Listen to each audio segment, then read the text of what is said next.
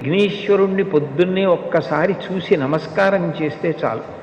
అది లోకంలో ఎక్కడా లేని విశేషం. ఒక్కసారి ఆయన ముఖం వంక చూసి నమస్కారం చేసి 16 నామములు ఉన్న శ్లోకం చెప్పి బయటికి విడితే చాలు, విజయం సిద్ధిస్తుంది అని. రెండవది ఆయన యొక్క అపారమైన కరుణ. ఇంకా అంతా ఇంత కరుణ కాదు విఘ్నేశ్వరుడిది.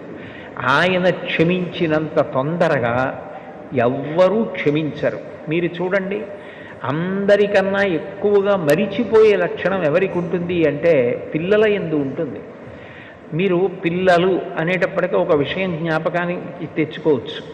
పెద్దవాళ్ళు ఏదైనా తింటున్నారనుకోండి, ఎవరో పెద్దలు వచ్చారు ఇంటికి, ఇంట్లో భోజనమో ఫలహారమో చేస్తున్న పెద్ద ఆయన ఆ పళ్ళెం పట్టుకునో లేకపోతే చేతిలో ఏ ఉండ్రాయో కుడుమో పట్టుకుని తింటూ వీధిలోకి వెళ్ళి స్వాగతం పలకడం, ఆ పళ్ళెం లోపల పెట్టి తాను పెడతాడు.